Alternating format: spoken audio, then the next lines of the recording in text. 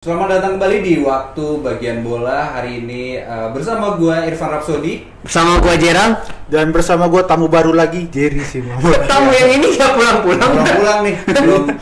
Jadi semoga dari sini video ini ada orang yang mau endorse tiket ya pulang ke Bengkulu, bisa ke dia. Nah untuk hari ini guys, kita akan bermain fantasi lagi nih. Pastinya dong. Fantasi lagi, tapi kita ini temanya adalah pemain-pemain yang loyal dengan satu klub. Benar. Dan minimal itu 15 tahun dia sudah berada di satu klub tersebut. Benar. Jadi walaupun dia di akhir mungkin pindah, mungkin itu juga udah karena nggak prime dan mungkin kontraknya kemahalan dengan status dia yang sebagai pemain tuh udah nggak prime lagi. Yeah. Paling kayak gitu sih. Atau nggak mungkin di awal karirnya bukan di tim tersebut, tapi habis itu di tim selanjutnya dia tadi ya bisa stay 15 tahun lebih. 15 tahun. Kayak gitu kan sih. Untuk loyal dengan satu klub itu kan gak gampang ya. Apalagi di era sekarang, bro. Di era sekarang pasti ada setiap berapa tahun permainan dia makin meningkat, jadinya pengen minta naik gaji, sedangkan nggak semua klub tuh bisa naik gaji yang langsung besar. Benar banget. Apalagi di musim ini juga, kayaknya untuk yang terbaru nih baru Hamingsen yang kita tahu bisa hampir titik ke 10 tahun ya. Sama terakhir Kevin De Bruyne aja udah keluar. Iya udah. Iya, Hamingsen. Tahu aja lu. Iya Korea man. Iya, Korea man. Iya, soalnya juga ini kan pasti di tengah-tengah dia di usia peak itu ada tawaran-tawaran menggiurkan dari klub lain. Pasti. Itu. Money talks ya, bro. Money talks. Jadi hari ini kita akan ya itu seperti gue bilang fantasi. Seperti gue bilang. Tapi kita ini rulesnya ini kita samakan dulu nih ya. Iya benar, harus dong. Untuk rulesnya tadi ya seperti yang tadi udah dikatakan, sama satu lagi formasi, jadi kita samain semua nih rata. Ya, sama. Soalnya kalau enggak kasihan editornya nanti. Iya. Kasihan editornya pusing nanti ngeditnya ya.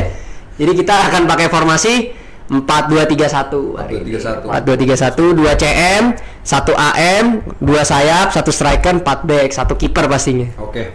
Kayak gitu. Minimal 15 tahun ya. Ya, 15 tahun nih. Nggak gampang nih sebenarnya Iya, nyarinya. susah nih 15 tahun.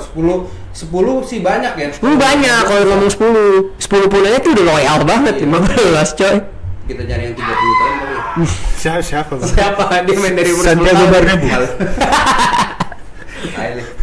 Oke, kita mulai dari Bro Irfan dulu nih, dari kiper bro. Dari kiper dulu bro. Karena pengetahuan bola gue yang sangat luas banget ya. Parah.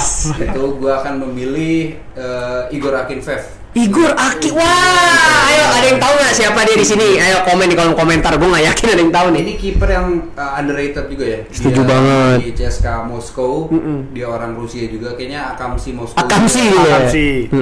Gitu. Jadi kalau kita lihat di misalnya game-game WE atau misalnya FIFA gitu, dia statistiknya stabil tuh biasanya. Akinfev tuh dan kuat juga. Itu gua kiper. Oke, kalau gue udah pasti memilih Gianluigi Buffon bos. Ini udah nggak bisa lagi sih. Selain memang kita tahu skillnya hebat banget, jago banget dalam one on one, refleksnya luar biasa, kesetiaannya terhadap Juve nggak perlu dipertanyakan lagi. Oke, selanjutnya Bung Jerry nih, siapa nih kiper? Kalau untuk kiper, kayaknya sekarang semua sudah dijelaskan sama Bung Jer 1 ini. Bung Jerry satu, oke Bung Jerry. Makanya saya juga tetap memilih Buffon ya, karena untuk sisanya nggak ada lagi ya untuk yang kiper terbaru. Casillas baru cuma 12 tahun. Oh, 12 tahun. Habis itu dia pindah ke Porto. Oliver kan juga nggak nyampe 15 Ya, tahun ya. iya. Untuk kiper-kiper yang terkenal pada saat itu, Dinozov saya nggak mengikuti ya. Saya nggak mengikuti ya. Nanti ada yang komen, kayak nonton aja nih. Oke, berarti kita langsung beranjak ke back. Nih back tengah dulu apa sayap dulu ya? 2 back tengah. Oh, 2 back tengah. Itu gua akan memilih Sergio Ramos. Oh. Tuh, Top, dia 15 top. tahun tuh. Dari Tepat. 2007 sampai sampai 2023 20. apa 2022 gitu. Ya segituan lah. 15 tahun tuh. Sebelah dia adalah Carles Puyol. Oh, dua Spanyol ini. Spanyol 2010 ya. 2010. Apa nih? Piala Dunia. Carles Puyol. Kita bahasanya berduet. Jadi Puyol dia 15 tahun juga di Barcelona.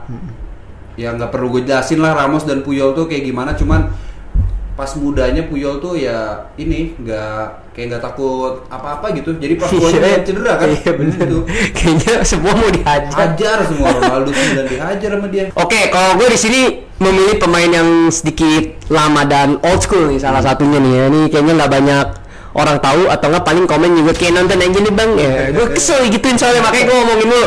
Satu di sini ada Franco Baresi. Wah, ini salah satu legenda AC Milan ya. Saking abang-abangannya Maldini aja masih suka sama dia bro. Iya sih. Karena emang seniornya Maldini sedikit sih emang waktunya bedanya ya. Jadi nggak lama dari Baresi diorbitkan nih, Maldini muncul tuh. Makanya orang banyak yang salah persepsi juga nih, kenapa Maldini nggak ditaruh di back tengah? Karena pada zaman itu back tengahnya udah ada dia bro, Baresi bro. Jadinya Maldini ditaruh di kiri biasanya. Walaupun nanti di sisa karirnya Maldini akhirnya ditaruh di tengah juga. Itu juga suka menjadi kesalahpahaman netizen yang bilang kita nggak nonton bola, padahal kita lebih ngerti ya nih. Gue kasih tahu tuh tadi dikit tuh, biasa lah ya netizen emang. Satu lagi gue ada Mr. Arsenal ya, Tony Adams. Banyak yang nggak tahu nih, ini juga salah satu back legendaris Arsenal juga. Itu kayaknya dia salah satu yang one man club doang juga sih ya, Tony Adams itu. Jadi emang dia nggak pindah-pindah klub lagi sama sekali sih, sama kayak Baresi nih, one man club nih. Jadinya dia sampai awal karirnya sampai habis tuh stay di satu tim. Iya. Kayak gitu sih. Tony Adams itu kayaknya yang punya appearance terbanyak di Arsenal dia juga deh. Iya. Mungkin yang generasi sekarang tuh nggak tahu tuh Tony Adams, taunya paling Thierry Henry. Iya, Thierry Henry masih tahu lah. Tony Adams kayak gue rasa emang juga agak underrated juga ya, kayak nggak banyak yang tahu sih. Kalau back Arsenal kan yang mungkin diinget sama orang biasanya Sol Campbell yang jago gitu. Atau mungkin Koscielny. Ya pada saat itu jago ya. Karena nggak ada pilihan lain kan pada saat itu jago Koscielny. Enggak itu dabrak bercanda gue. Goblok. Pokoknya intinya itulah tadi Tony Adams, Baresi ya. Nah, kalau sendiri bro, gua CB tuh sama, kita sama-sama mengusung Puyol. Yang kedua tuh Jamie Carragher ya. Liverpool 2007. Iya, Jamie Carragher tuh itu. Oh 2007, lu jangan 2010 ada urusannya sama timnas 2007 apa? 2007 final Liverpool Milan. Ya terus kesannya apa urusannya Puyol itu ada apa? Nggak ada. Oke, sekarang balik lagi ke Bung Irfan nih, dua back sayap nih, kanan dan kirinya nih. Kanan itu gue akan berbeda ya dari yang lain. Gue suka nih, Eji nih anaknya. Seperti gue bilang tadi, wawasan bola gue sangat luas ya, seluas ini kan? Seluas mata memandang. Seluas mata. Jadi bek kanan gue akan memilih Seamus Coleman. Hah? Everton. Dia tuh udah 15 tahun di Everton. Bek kiri gitu, kayaknya kita sama deh. Kalau bek kiri Paulo Maldini. Iya sih, udah sih itu sih. Dapat. Mungkin ada yang lain apa kayak pemain selain Maldini, cuma gue nggak dapet. Ya Maldini nggak bisa dengan segala prestasinya ya. Digambarkan sama Gerrard ya. Iya lagi. Ya di sini Maldini pasti di kiri. Kenapa ya? Karena Maldini ini dia sebagai back kiri itu dia selain memiliki speed ya, speednya memang mungkin nggak sekencang Marcelo gitu ya, nggak segitunya sih. Cuman dia ini pemain yang jarang banget melakukan sliding tackle. Karena menurut dia kalau gue udah sliding tackle gue gagal sebagai back, segila itu bro. Jadi dia antisipasinya tuh gue nggak boleh sliding nih, harus gimana caranya gue ngerebut dengan tackling biasa. Sejago itu bro, berarti defense kan. Lu bayangin aja. Untuk back kanan gue akan pilih Philipp Lahm. Ini salah satu back sayap yang mainnya paling clean bro. Dia nggak pernah kartu merah selama karirnya, lu bayangin. Back nggak pernah kartu merah. Hebat itu ya. Sebersih apa mainnya, berarti ngambil dan tacklingnya. Dan emang bahkan Pep aja pernah bilang dia salah satu pemain terpintar yang pernah dia latih. Philipp Lahm. Iya, bahkan Pep udah ngelatih orang-orang pintar banyak banget kan tuh. Tapi dia bilang Philipp Lahm salah satunya kan. Itu berarti udah sebuah pujian yang tertinggi tuh. Oke, Bung Jer 2 silakan Bung Jer 2 dari Bung. Kalau saya tadi Maldini kita setuju ya. Oh iya, itu udah nggak bisa itu nggak bisa diganti. Kalau itu udah nggak bisa diganti dan saya juga nggak perlu tambah masukan ya karena udah dijelasin sama abang-abang ini sebelumnya. Abang Jer 1. Yang kedua tuh Zanetti. Itu iya gitu. Cakep tuh. Ini sama-sama legend di klubnya masing-masing. Walaupun mereka rival, tetap mereka dua-duanya legend ya. Bener banget. Dan emang posisinya yang selalu lari-lari ini, selalu lari naik turun ya. Itu menurut gua cukup bagus dan kuat juga dia sebagai back untuk pemain-pemain Argentina yang jarang kita lihat sebagai back. Dia bisa memunculkan diri untuk menjadi back sayap yang tangguh. Walaupun di akhir-akhir periodenya dia jadi sayap lagi gelandang tengah dibikin sama Mourinho apalagi di final 2010 tapi tetap dia menunjukkan kehebatan kapabilitas dia sebagai pemain dan awet muda juga ya. Awet ya mukanya sama kayak Maldini juga mukanya ciri khas apa ya orang-orang itu awet muda ya? Apa karena banyak uang? nggak minum air manis-manis kayaknya. Iya. Air putih terus bro. Jarang energy drink. Ilmu yang penting dari daging tuh barusan. Daging. Dan mungkin gue tambahin sedikit yang bek kiri, Marcelo itu 15 tahun juga di. Wah, berarti sebenarnya bisa masuk dong. Bisa masuk. Cuma gue baru inget. Di tengah-tengah kayak Marcelo tuh. Tapi perbandingannya di antara kita kan legend ya. Ya Marcelo juga legend. Legend juga. Cuman ini legendnya. Gua tahu udah salah udah dipukul. Ini kayaknya selesai podcast banget. Kayaknya open lagi digebukin ya. Berarti 4 udah back. Udah. Kita ke DMF ya, 2 ya. Midfielder center. Midfielder center 2. Enggak apa-apa kalau masukin DM juga. Iya. Bisa kan. Lu dulu deh. Saya dulu deh. Oke, kalau balik ke saya bisa lempar samping. Bisa gitu. Lempar jurus lempar. Oke, kalau gua di sini ada kombinasi. Gua memang sukanya mengincar balance ya. Jadi kalau di tengah ini yang satu memang tipenya lebih ke defensif sedikit, yang satu lebih menyerang. Jadi gue di sini milih Steven Gerrard dan Bastian Schweinsteiger. Ya. Yang satu kan memang kalau Schweinsteiger tipenya lebih ke petarung ya. Kalau kita tahu ya, orangnya pantang menyerah, stamina kuat, engine lah ibaratnya lah dia lah. Satu lagi Gerrard, memang di sini gue plot yang lebih ke playmakingnya nih. Dan dia juga merupakan salah satu box to box midfielder yang paling mantap juga nih. Tendangan dari jauhnya, mentalitinya. Contohnya yang paling indah adalah gol saat di Istanbul. Gol sundulannya yang membangkitkan ini nih semangat Liverpool untuk mengejar AC Milan. Ini momen yang nggak pernah gue lupakan. Momen kepleset, ya udahlah lupain aja lah itulah. Ya udahlah itulah ya. Setiap pemain pasti ada jeleknya. Coba kita jadi manusia inget yang positifnya. Gue inget ya udah deh bagusnya aja nih. Yang momen dimana dia memberikan sundulan yang membangkitkan semangat anak-anak Liverpool. Ya kan? Bung Jerry atau Bung Irfan? Jerry dulu. Kalau saya Lampard dari Chelsea, bisa, kombinasi sama Paul Scholes. MU. Mengerikan juga. Nah, ini bagus nih karena pemainnya sama-sama. Kalau Gerrard aja Lampard kan emang tipe gelandang CMF nih, gelandang tengah yang passing bola kiri kanan yang bagus untuk menyambungkan dari bertahan ke menyerang. Mau attacking midfieldernya siapapun, tengahnya tetap Lampard gitu di Chelsea. Dan yang kedua Paul Scholes juga dengan class of 92 ya. Ya benar. Nah itu dengan semua legendnya dia kayaknya kita nggak ada perdebatan lagi tentang dia. Soal sih nggak ada debat lah. Mau dia dari long shoot kah atau dia passingnya, kita nggak ada perdebatan dari mereka. Oke, untuk gua sudah ingat? Lama banget. Yang pertama ada Daniel De Rossi. Daniel De Rossi ini pemain Italia yang kuat banget. Bener. Banget ya. Tapi tipe gelandang bertahan Italia. Tipe gelandang bertahan Italia. Dia kuat banget. Tapi dia ini menjadi back ketika waktu itu Italia Euro tahun berapa ya? Jadi mainnya 352 tuh. Dia tuh jadi back tengahnya. Pertama Daniel De Rossi untuk destroyer lah di belakang dia. Bisa. Savi harusnya bisa sih. Savi. Oke, Savi ya. Savi Hernandez. Ya Savi bisa. Savi Hernandez. Dari awal akademi tuh soalnya dia. Dari awal akademi. Oh iya. Bener. Savi coy, lama banget itu. Berarti ada De Rossi dan juga Savi Hernandez. Kombinasi yang pas juga ternyata jadinya. Enak tuh. Oke, berarti 4-2-3-1 sekarang ke attacking midfielder dulu deh. Oke. Saya lagi ya berarti. Saya ini ada kegalauan. Nah, di sini ada Francesco Totti atau Del Piero. Berat, masih bimbang ya. Berat banget itu ya. Dari dulu ini kan juga menjadi salah satu perdebatan ya di lain hari lah ya.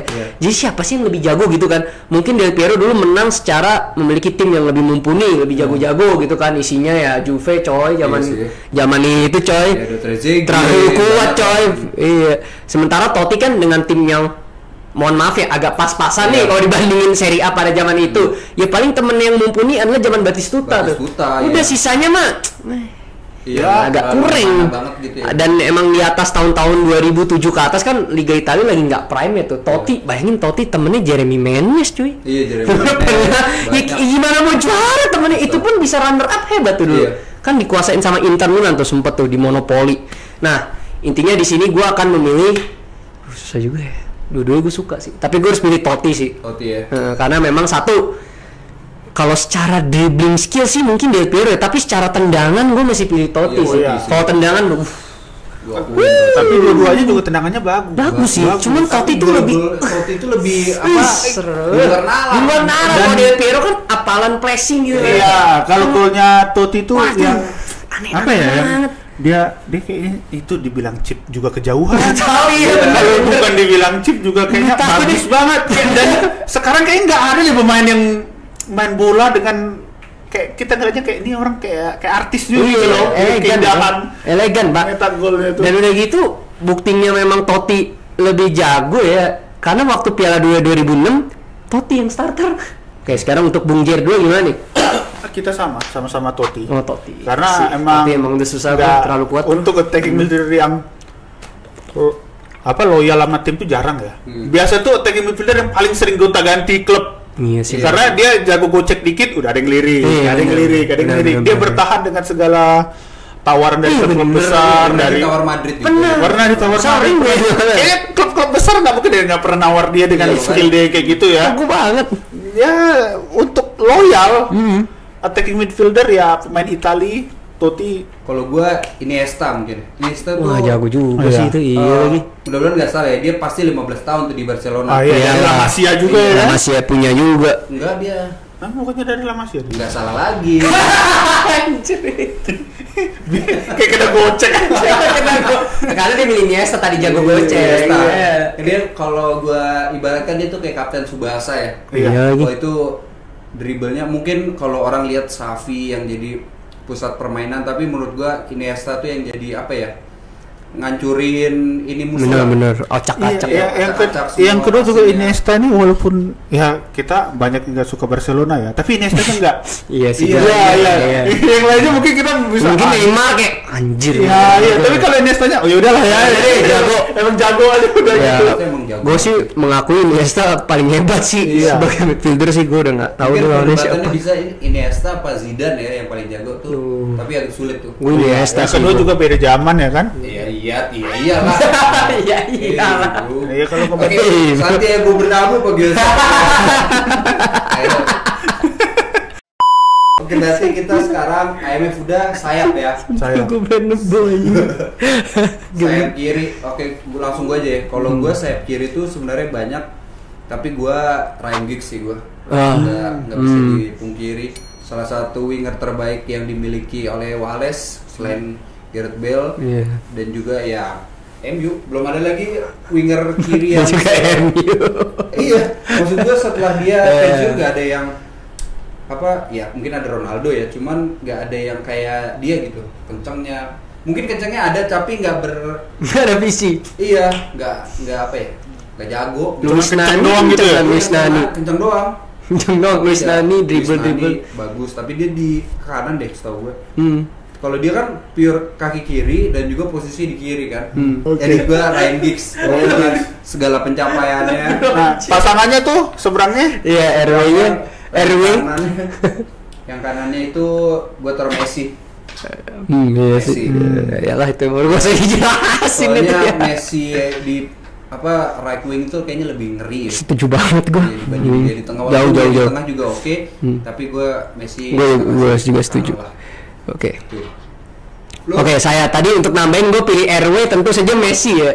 Karena memang kalau ditanya jagoan di tengah apa sayap kanan, jagoan di kanan karena 91 gol yang dalam satu kalender itu ditaruh di sayap kanan, Bos. Waktu zaman Pep, itu masih sayap kanan karena dia cut inside mainnya. Cut inside, jadi dia mau bodoh dribble cepot dari kanan, cut inside, motong, golin. Mirip Robben tapi lebih baik variatif ya aja kalau dia mau gocek-gocek kayak gimana juga bisa dah. Dengan body fat. Iya. Dan zaman itu gol dia banyak kan chip kayak mempermalukan kiper semua. Atau nggak pressing tiba-tiba anjing gol. Intinya gue setuju. Emang Messi posisi aslinya ada sayap kanan. Menurut gue yang paling little adalah dia di kanan. Mungkin di penghujung karirnya ditaruh agak di tengah karena kan speednya udah hilang. Iya. Jadi memang harus penyesuaian posisi dan memang kalau ditaruh di tengah playmaking skill dia memang lebih kelihatan sih. Ya jadi agak berbeda fungsi aja tapi dua-duanya jago. Tapi gue tentu lebih suka dia di kanan karena prime-nya di situ. Untuk sayap kiri gue agak unorthodox nih di sini. Gue taruh dia agak out of position sebenarnya. Emang ini bukan posisi utama dia, tapi dia di sini masih bisa main juga lah. Gue taruh Thomas Muller di sini. Oh, Thomas Muller. Ini baru aja dia mengumumkan ya Iya, hengkang udah dari tua. Bayern itu Tahun sedih ini. banget sih. Itu dia 25 tahun, Bos. 25 tahun. Lebih parah lagi tuh. Kita batas 15 ya. 25 tahun dia Iya. dari youth soalnya dia di. Iya, Maldini juga 20-an. Oh ya Maldini sih gila, mungkin 30 kali jangan-jangan. Dari Iya. bapaknya. Iya dari bapaknya sampai ada anaknya juga Anaknya tuh. juga sekarang. Nah, itu nepotisme memang seperti di Konoha. tapi anaknya nggak Anaknya selalu ya. dengan Milan, dia kan udah sekarang Iya udah sih. Atalanta kan. Iya sih. Dan nggak sejago Maldini soalnya mungkin. Iya. Beban. Karena bukan back. Karena iya beban nama kan Maldini. Iya, Beban banget sih pasti. Iya, Maldini Pali aja beban namanya. Kesana. Jadi emang Thomas Muller ini bisa di berbagai macam posisi juga. Bisa, walaupun sebenarnya dia aslinya di attacking midfielder sebagai Ramduter. Ramduter apa tuh tuh? posisi yang hanya dimiliki Muller. Jadi posisi yang bisa memanfaatkan ruang kosong untuk mencetak gol. Jadi dia selalu, kalau kita lihat kan kenapa dia selalu ada di tempat yang tepat ya? Iya. Kan kayak kesannya kayak golnya nyampah, padahal itu dia positioningnya emang jago. Iya. Dia tuh bisa melihat ruang kosong sebelum orang lain bisa melihat itu. Silakan Bung Jer dulu bagaimana nih? Kalau saya itu setuju tadi yang Messi udah nggak depan. no debat sih itu ya. Ya, Beda dong. Beda dong. Ya, Coba beda. dong, Siapa ambil beda. yang beda? Kalau di catatan Bung Karni, ini saya masukin Del Piero. Ya udah, bisa. Bagus itu. Karena Iya, bagus. Del Piero dengan karena harus berbeda ya. Jadi Di sini tuntutannya dari bintang tamu agak mengerikan.